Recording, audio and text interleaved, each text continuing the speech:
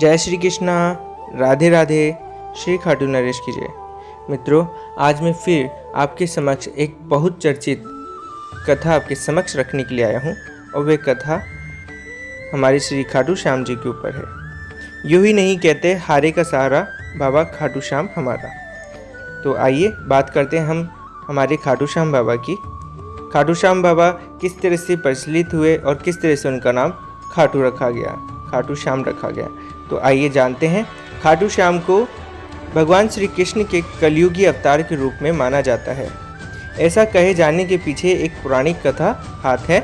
राजस्थान के सीकर जिले में इनका एक भव्य मंदिर स्थित, जहां हर साल बड़ी संख्या में श्रद्धालु आते हैं। लोगों का विश्वास है कि बाबा श्याम सभी की मुरादें पूरी करते हैं और रंग को भी राजा बना देते हैं। कौन है बाबा खाटू श्याम? तो आइए मैं बताता हूँ। बाबा खाटू श्याम का संबंध महाभारत काल से माना जाता है। यह पांडु पुत्र भीम के पौत्र थे। ऐसी कथा है कि खाटू श्याम की अपार शक्ति और क्षमता से प्रभावित होकर श्री कृष्ण ने इन्हें कलयुग में अपने नाम से पूजे जाने का वरदान दिया था।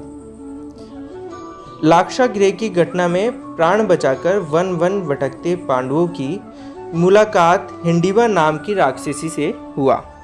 यह भीम को पति रूप में प्राप्त करना चाहती थी।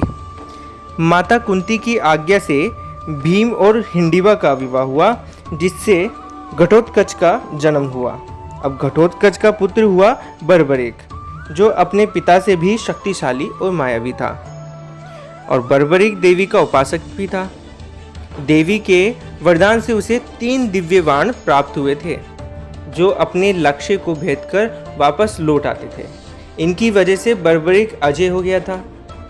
और महाभारत की युद्ध के दौरान बर्बरिक युद्ध देखने के इरादे से कुरुक्षेत्र आ रहा था। श्री कृष्ण जानते थे कि अगर बर्बरिक युद्ध में शामिल हुआ तो परिणाम पांडवों के विरुद्ध होगा। बर्बरिक को रोकने के लिए श्री कृष्ण गरीब ब्राह्मण बनकर बर्बरिक के सामने आए और अनजान बनते हुए श्री कृष्ण ने बर्बरिक से पूछा कि कौन हो तुम, कौन हो और कुरुक्षेत्र क्यों जा रहे हो? जवाब में बर्बरिक ने बताया कि वह एक दानी योद्धा है, जो अपने एक बाण से ही महाभारत युद्ध का निर्णय कर सकता है। श्री कृष्ण ने उसकी परीक्षा लेनी चाही तो उसने एक बाण चलाया, जिससे पीपल के पेड़ के सारे पत्तों में छेद हो गया। एक पत्ता श्री कृष्ण के पैर के नीचे था, इसलिए बाण पेड़ के ऊपर ठहर गया। श्री कृष्ण बर्बरिक की क्षमता से हैरान थे और किसी भी तरह से उसे युद्ध में भाग लेने से रोकना चाहते थे। देखिए भक्तों, मित्रों, वास्तव में ये जो कथा है ये काफ़ी बड़ी है कि श्री कृष्ण जब एक गरीब ब्राह्मण का रूप लेकर के आते हैं तो वो किस तरह से उनके समक्ष, बर्बरिक के समक्ष एक वचन लेकर के उन्हें बाध्य करते हैं और सभी पत्तों को भेदने की बात छेड़ते हैं। तो ये भी एक बहुत बड़ी कथा है, जो कि मैंने आपको सिर्फ एक संक्षिप्त रूप में बताई है। श्री कृष्ण ने बर्बरिक से कहा कि तुम तो बड़े पराक्रमी हो और मुझ गरीब को कुछ दान नहीं दोगे? बर्बरिक ने जब दान मांगने के लिए कहा तो श्री कृष्ण ने बर्बरिक से उसका शीश मांग लिया। अब बर्बरिक समझ गया कि यह ब्राह्मण नहीं कोई और है और वास्तविक परिचय देने के लिए कहा। श्री कृष्ण ने अपना वास्तविक परिचय दिया तो बर्बरिक ने खुशी खुशी से इस दान देने स्वीकार कर लिया। रात भर भजन पूजन कर फागुन शुक्ल द्वादशी को स्नान पूजा करके बर्बरिक ने अपने हाथ से अपना शीश श्री कृष्ण को दान कर दिया। और शीश दान से पहले बर्बरिक ने श्री कृष्ण से युद्ध देखने की इच्छा जताई थी, इसलिए श्री कृष्ण ने बर्बरिक के कटे शीश को युद्ध अवलोकन के लिए एक ऊंचे स्थान पर स्थापित कर दिया। युद्ध में विजय श्री प्राप्त होने पर पांडव विजय का श्रेय लेने हेतु वाद विवाद कर रहे थे। तब श्री कृष्ण ने कहा कि इसका निर्णय बर्बरिक का शीश कर सकता है। बर्बरिक के शीश ने बताया कि युद्ध में श्री कृष्ण का सुदर्शन चक्र चल रहा था, जिससे कटे हुए वृक्ष की तरह योद्धा रणभूमि में गिर रहे थे। द्रौपदी महाकाली के रूप में रक्तपान कर रही थी। श्री कृष्ण ने प्रश्न होकर बर्बरिक से उस कटे सिर को वरदान दिया कि कलयुग में तुम मेरे श्याम नाम से पूजित होंगे और तुम्हारे स्मरण मात्र से ही भक्तों का कल्याण होगा और धर्म, अर्थ, काम, मोक्ष की प्राप्ति होगी। स्वप्न दर्शनोपरांत बाबा श्याम खाटू धाम में स्थित श्याम कुंड से प्रकट हुए थे और श्री कृष्ण विराट शालिग्राम रूप में संवत 1777 से खाटू श्याम जी के मंदिर में स्थित होकर भक्तों की मनोकामनाएं पूर्ण कर रहे हैं। तो इसी तरह दाढ़ी और मूंछ के साथ इस मंदिर में विराजमान है स्वयं भू बालाजी। तो आइए वह भी देखते हैं। हर साल लगता है खाटू श्याम का मेला, जिसमें प्रत्येक वर्ष होली के दौरान खाटू श्याम जी का मेला लगता है और इस मेले में देश विदेश से भक्तजन बाबा खाटू श्याम जी के दर्शन के लिए आते हैं। इस मंदिर में भक्तों की गहरी आस्था है।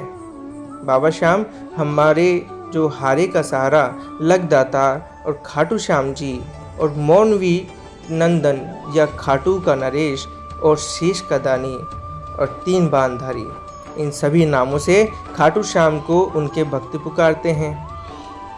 मित्रों, खाटू श्याम जी मेले का जो आकर्षण यहाँ होने वाली मानव सेवा भी है।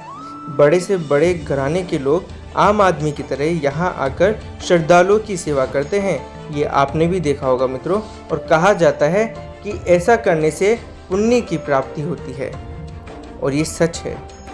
भक्तों की इस मंदिर में इतनी आस्था है कि वह अपने सुखों का श्रेय उन्हीं को देते हैं और भक्त बताते हैं कि खाटू जो हमारे बाबा हैं, श्री खाटू श्याम बाबा हैं, वे सभी की मुरादें पूरी करते हैं और जो अपनी मुरादों की झोली लेकर के आते हैं, जो हमारे श्याम बाबा पर पूरी तरह निर्भर होते हैं, उनकी हर मुरादें हमारे खाटू श्याम बाबा की तरफ से पूरी की जाती है।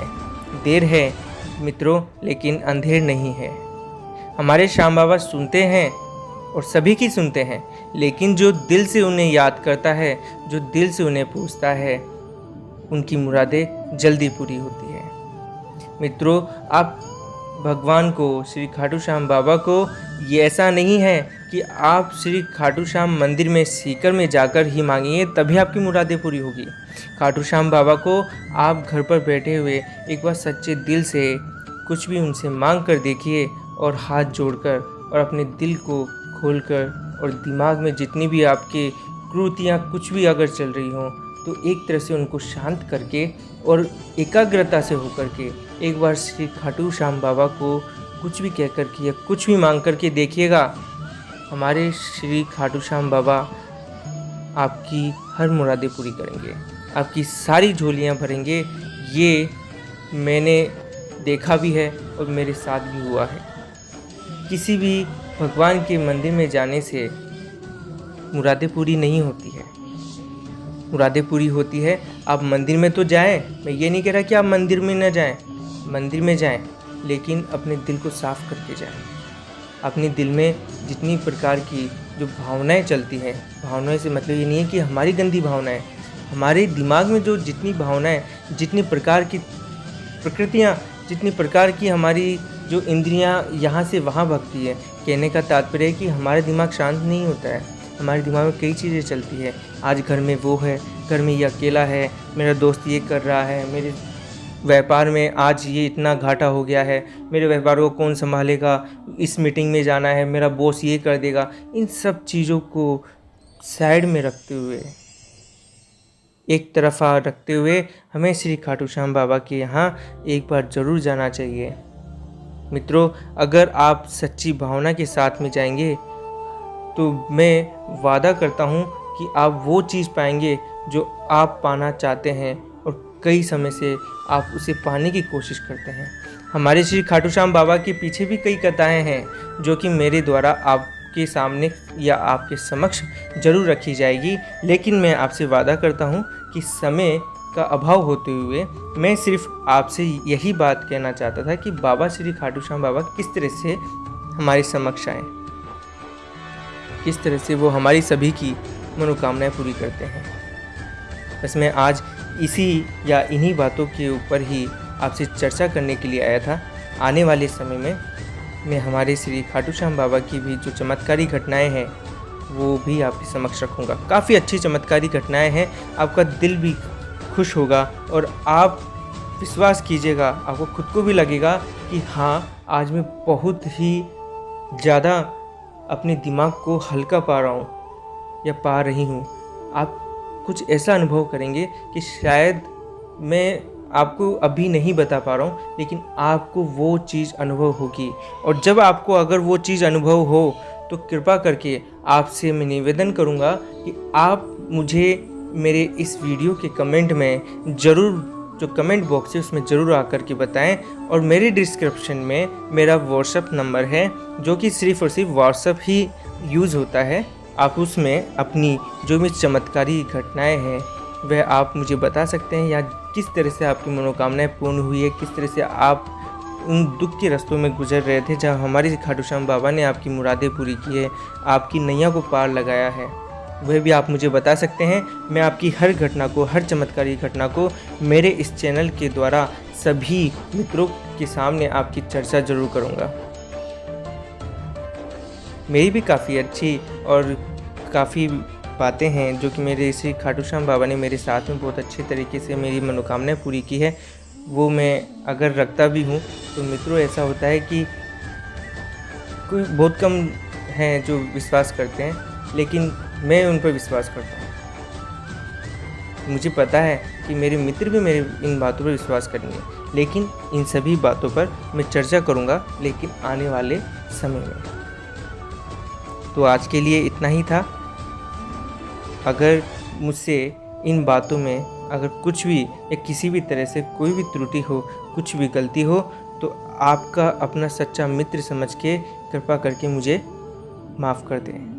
बस मैं इतना ही चाहता हूँ। तो इसी तरह से आज की मेरी बात या मेरी चर्चा समाप्त होती है।